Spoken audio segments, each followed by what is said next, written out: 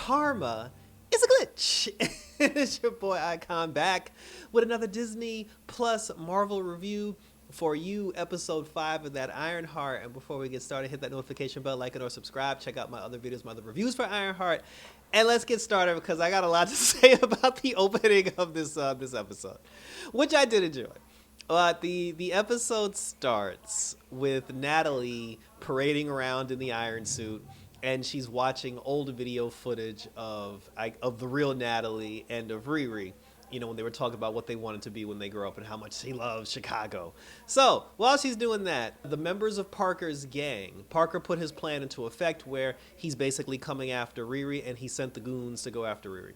So one person, the computer person on the team, used this gigantic magnet to shoot and capture the iron suit. They know she wasn't in the suit, so they kidnapped the suit so she couldn't get her hands on it. Riri is actually, so now Natalie's basically like in the back of a truck, you know, like clung stuck to a magnet. Riri now, she's in White Castle. Shout out to White Castle because I fucks with White Castle also, especially that pineapple Sprite from that soda machine. So shout out to White Castle. So she's in White Castle and she's with the Magic Girl. Now, the Magic Girl she actually wasn't annoying. I thought I was going to, learn to hate her character. She was actually very, very likable in this particular episode, and I enjoyed her, her presence in the episode.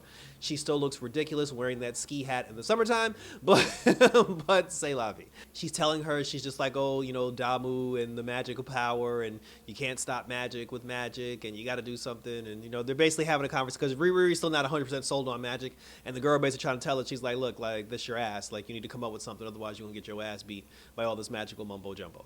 And then all of a sudden, Parker's crew shows up. I'm going to say we'll just call them the Terror Twins, the two fighters, the two person fighters. They come into the White Castle, and here's the part that actually killed me.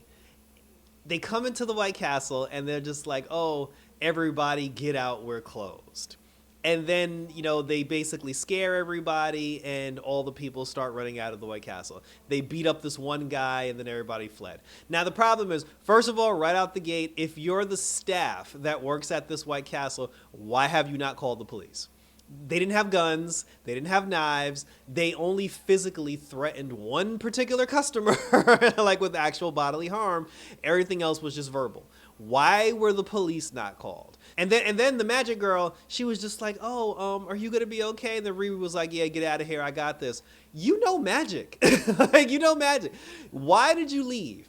Why did you not leave and then come back? Why did you not use your magical mumbo jumbo to help Riri in a time of crisis? You basically left. So now the girl's a coward. And I have an issue because, for all her snarkiness in the previous episode, and for her to be, so equipped with all this magical stuff, I'm like, you kind of tucked your tail and dipped when shit got tough. The fact that she didn't come back to help her, I thought was a very poor decision made by the writing team. And then to make it worse, so now Riri's trapped in White Castle with the two fighters of the Parker crew. And these two were supposed to open a fight club. They were supposed to be like the goons, like the assassins, the hired muscle. Riri kind of whooped both of their asses in a White Castle kitchen. And I'm like, again, the fact that you were able to be in the White Castle kitchen to where you can hit them with frying grease and with frying pans and shove burgers into their mouth and shove fries into their face. Like, you basically, you whooped on two people that are known specifically for fighting, and Riri has no extraordinary fighting capabilities. And then to make it worse, the fight shouldn't even have taken that long because the police should have shown up, especially because now you're fighting in the kitchen. But then she ended up the watches that she created that traps her family and friends in those bubbles whenever gunshots go off or whenever they're in danger. She used that to trap the two fighters in the bubble so they couldn't beat her ass. And I'm just like, you kind of didn't need the bubble because apparently you were winning the fight anyway.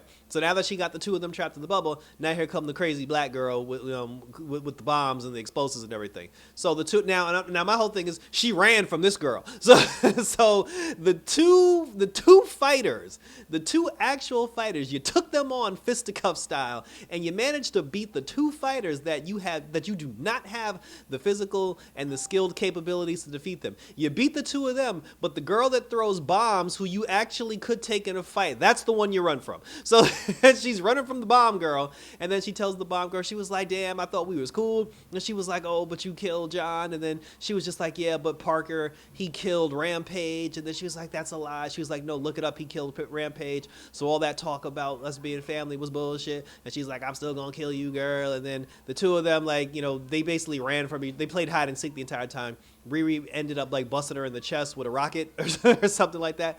The girl fell over, one of her own bombs exploded, and then it blew her like up against the wall, and then Riri ended up leaving the White Castle, and then she ended up getting away.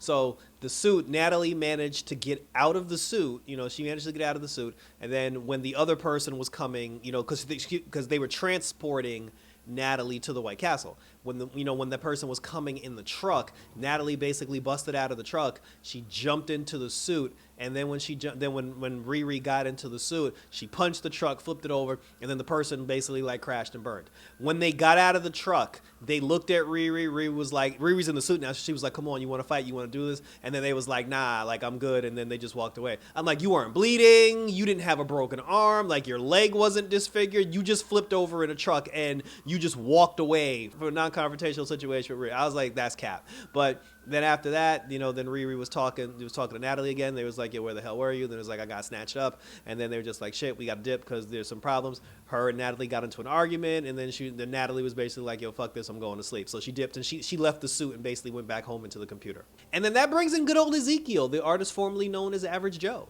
So Ezekiel shows up, and apparently for all his work for trying to install technology inside human skin to replace, you know, like limbs and to replace like, you know, broken limbs and arteries and all this other stuff. He put all that technology into his own body. And now he has, not only does he have technology under his skin inside his body, he now has the ability to shoot electricity out of his hands. So he shows up now and he's fighting Riri in the iron suit. Natalie's not there to help her anymore, and Riri got her ass kicked. And I'm like, out of all the people, this motherfucker whooped your ass. And I'm like, I don't understand why the electricity that you were shooting should have powered up your suit, if anything, instead of destroying it. But after he whooped Riri ass and then he left her for dead, he was legitimately about to kill her, and Riri basically begged for her life. And then Ezekiel felt bad, and he decided not to kill her. He was just like, look, he said, you might as well get out of town because if Parker finds out that you're still alive, he's going to kill you and your entire family. But he was like, I whooped your ass. I did what I said I was going to do. He took her helmet and like walked away. So he was just like, yo, I did what I had to do, and that's okay. So the black girl, though, like, you know, Miss Kaboom, she came out of the White Castle. She witnessed the whole thing. She knows that Ezekiel didn't kill her, and she actually saw Riri running away. So then the next day, Parker was talking to everybody, and then, you know, she had asked the computer person, they were like, yo, I need you to look into something for me.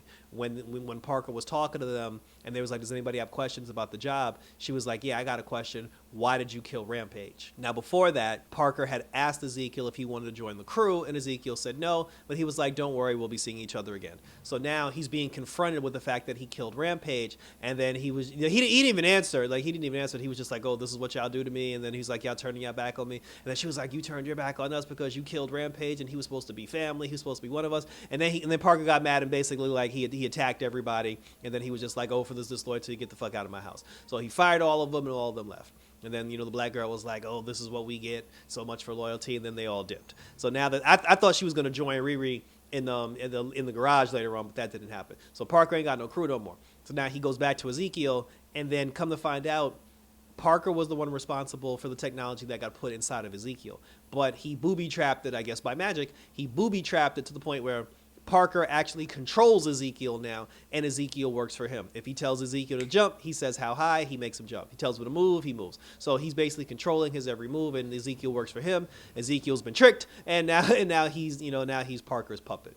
Parker now, he breaks into to a mansion. The same mansion that him and his cousin broke into in the previous episode clip that we saw in the flashback. We later find out the person that owns this mansion is in fact Parker's father. Parker said when he was 12 years old, his mother died, and then his father kicked him out of the house and left him on the streets to rot. All the things that Parker's been doing. Because I even said, if you have a magic robe Like if you have a robe that allows you to pass through walls and disappear and manipulate bullets, and you got all this magical mumbo jumbo, I'm like, why are you extorting people for money when you can just take it? That never made sense to me. But there was a method to it, because all the people who he got to sign over a portion of their company to him, those are all companies that are part of his father's portfolio, because his father is a very rich businessman. So what he was doing is, because his father abandoned him and kicked him out on the street and left him for dead, he found a way to put himself in control of all his father's assets.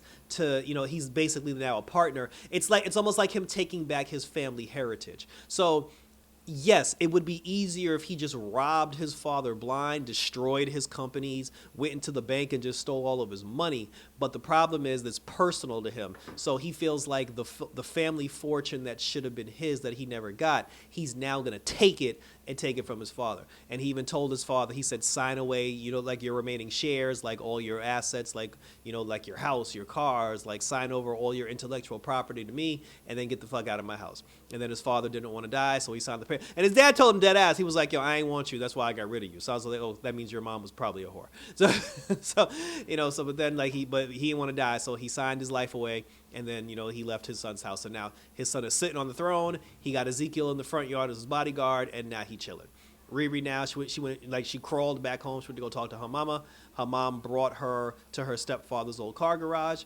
Riri didn't want to be there, but then Natalie showed her old footage of when she was a child and she was spending time with the father. And then, she was just like, the garage has sentimental value. It took a lot from you, but it also gave you a lot. And I don't buy that, because when she was just like, oh, why do I have to be in the garage? She's like, this garage took Natalie. I'm like, the garage ain't take shit from you. What was taken from you was taken by the thugs, the goons, and everybody that was out on the street. The gangbangers, the criminals, the people that were having the shootout outside on the street, they were the ones that took something from you. So if you're mad at anything, be mad at the criminals and use your iron suit to fight crime to get your revenge on the criminals that took your stepfather and your best friend. But to say that the garage was responsible for it, I was like, that was dumb, and I was really upset that nobody called her out on that. But they talked her down. And then her mom showed her the old car that her and her stepfather were working on. And then she said, she was like, you can use this car to build a new iron suit, because she was like, I got to build the iron suit. Because even then her mom asked her, she was like, why did you build the iron suit to begin with? She was like, because I can. Her mom was like, bullshit. And then she said she did it so she could protect her mother and her friends, to make sure like the gun violence never happens again. So basically, she got everybody together, and they brought that annoying boy back who wasn't funny, and they basically turned the car into the new iron suit.